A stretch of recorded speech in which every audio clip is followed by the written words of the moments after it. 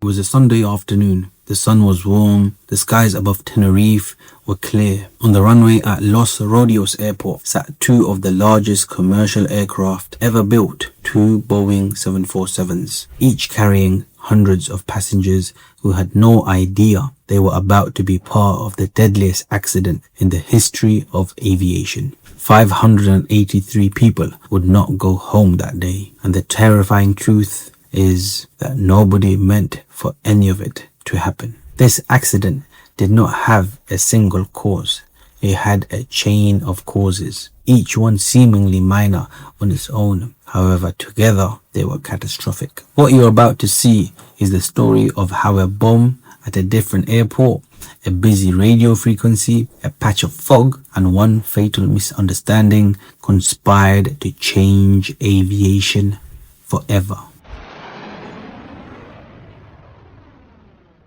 Hi, my name is Sammy. I'm a qualified commercial pilot looking for my first flying job as well as training to become a flight instructor. And on this channel today, we are looking at an aviation accident to understand what went wrong and most importantly, what can we learn from it. So how does two 747s end up on the same runway with 644 people aboard and both aircraft being 747? A jumbo jet with 61 survivors from Pan Am only and 0 from KLM. Neither of these aircraft was supposed to be at Tenerife at all. Both were originally destined for Gran Canaria Airport, about 200 kilometers away. But earlier that day, a terrorist bomb exploded in the Gran Canaria terminal. The airport was closed. Air traffic was diverted, and Los Rodeos, a smaller regional airport, suddenly had to handle traffic it was never designed for. KLM Flight 4805 was a chartered 747 out of Amsterdam, operated by KLM Royal Dutch Airlines. On board you had 235 passengers, Dutch holidaymakers headed for the Canary Islands. The captain was Jacob Velduzean, KLM's most celebrated pilot. His face was literally on their safety posters. Pan Am Flight 1736 was also a chartered 747 flight. This one was out of Los Angeles and New York, carrying 380 passengers and 16 crew, American tourists on their way to a cruise. Both planes landed at Los Rodeos. Both parked, both waited, and as they waited, a thick layer of fog began rolling in from the hills surrounding the airport. The footage of Los Rodeos. Here's the critical thing you need to understand about Los Rodeos. It had one main runway 1230.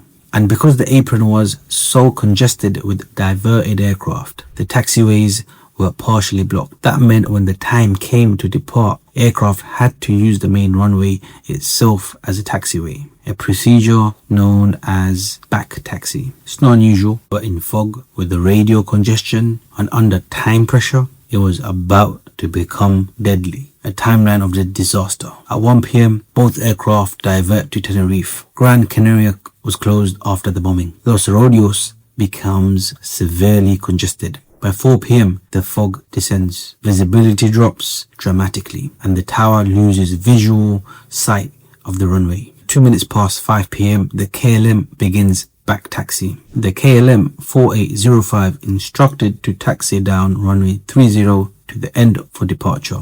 Pan Am 1736 follows shortly after, instructed to exit via third taxiway. 5 minutes past 5, Pan Am misses the taxiway. In low visibility, Pan Am passes the third taxiway. They remain on the active runway, still rolling. 6 minutes past, KLM begins the takeoff roll. Without clearance, Captain Van Zanten advances the throttles whilst Pan Am is still on the runway ahead, invisible in the fog. And 6 minutes 50 seconds, the collision takes place. KLM impacts Pan Am at approximately 260 kilometers per hour. The explosion is visible from the terminal. Both aircraft completely destroyed. The radio calls changed everything. Let's go into the cockpit because that's where the disaster was made. Not by one person, but by a sequence of communication failures so small, so individually understandable that they're almost impossible to believe. KLM is at the end of the runway, engines pulling up. Captain Van Zanten contacts the tower for their ATC route clearance, their instructions for the flight route after the departure. This is not the same as a takeoff clearance, but what happens next is a masterclass in ambiguity. The following is the ATC transcript. So from KLM First Officer, we are now at takeoff, intending to say ready for takeoff. The tower, okay, stand by for takeoff. I will call you. Simultaneous with Pan Am's transmission that creates the radio squeal. Pan Am were still taxiing down the runway. The Clipper 1736 transmitted at the same moment, partially blocked. KLM, is he not clear that Pan American? The flight engineer senses something is wrong. Captain Van Zanten, confidently and dismissive, oh yes, the engines are already at full power. There it is, the exchange. Just a few seconds is the center of gravity of the entire disaster. The KLM flight engineer heard something on the radio. He wasn't sure. He asked the captain, and the captain, with the most experience and being the most decorated pilot at KLM, said yes and kept going, being so determined. The Pan Am crew saw the KLM landing lights appear out of the fog at the last moment. Their captain applied full power and turned hard left, but it wasn't enough. KLM's nose wheel cleared Pan Am. The rest didn't. KLM 747 struck Pan Am aircraft and cartwheeled down their runway, exploding on impact. Pan Am jet was torn open, fuel igniting instantly.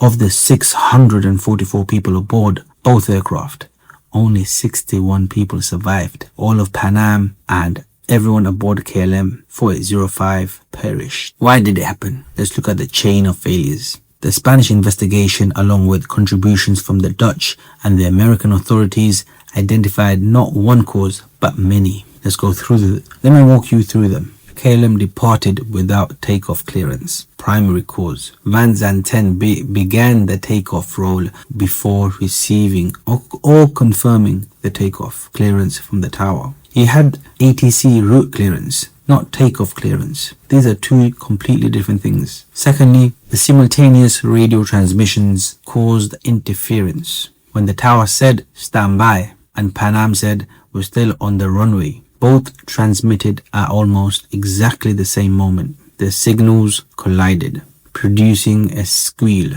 Neither message was clearly heard by KLM. Third, the ambiguous language in ATC communications. We are at takeoff. The phrase used by the KLM first officer was non-standard and interpreted differently by the tower. OK is not a standard ATC response. The lack of the word cleared in the reply should have halted the aircraft. Number 4. Time pressure and authority gradient. KLM was running late. Van Zanten was concerned about crew duty time regulations. He was also the most senior and celebrated pilot in the airline, a man whose crew may have been reluctant to question him. The flight engineer's concern was brushed off. Number 5. Fog eliminated the visual separation. Under normal visibility, both the crew and the tower would have visually confirmed positions. The fog removed that safety layer boundary entirely. The tower had no radar on the ground surface to track aircraft positions. Number 6. Pan Am missed their taxiway exit. Pan Am was instructed to exit at the third taxiway, but in low visibility missed it and continued on the runway. This kept them in the collision path longer than expected, though this was a contributing but not primary cause. How Tenerife made flying safer. Let's look at the legacy. The Tenerife disaster is one of the most studied events in aviation history and in human factors research across every high-risk industry, from medicine to nuclear power to offshore drilling. The changes it triggered were sweeping and lasting. Before Tenerife, a captain's word in the cockpit was essentially law. After it, the industry had to reckon with something uncomfortable. That authority, confidence, and expertise are not the same as being right. Crew resource management. This was born directly from this accident. For the first time, airlines began training crews not just in technical skills, but in communication, assertiveness, and how to challenge authority constructively. Co-pilots were explicitly trained to speak up. Captains were trained to listen. Standardized phraseology became mandatory across ICAO member states. Takeoff is now only spoken in two contexts: cleared for takeoff and cancel takeoff. The word is never used casually. Ready for departure replaced ambiguous phrases like at takeoff. Ground radar, TCAS, and mandatory position readbacks became global standards. And cockpit culture at its best was permanently transformed. Every safety procedure you benefit from today exists because of those who came before and did not come home. The names on the memorial at Los Rodeos are not just victims, they are the architects of modern aviation safety. 583 people, 2 perfectly airworthy aircraft, no mechanical failures, no acts of nature, just people doing their jobs under pressure, making decisions with incomplete information in a fog they couldn't see through. That is the most terrifying thing about Tenerife, and it is also the most important thing about it. Aviation today is extraordinarily safe, and that safety is not an accident. It was purchased at a terrible cost by disasters like this one. Every protocol, every readback, every CRM course, every time a first officer says, "Are you sure, Captain?" that is Tenerife's legacy. If you found this video valuable, please consider sharing it. Understanding how disasters happen is the first step to preventing it. And if you want to go deeper, check out the links in the description. The original ICAO report is publicly available and genuinely worth reading. Like, share, subscribe, and as always, blue skies, Sam is fly.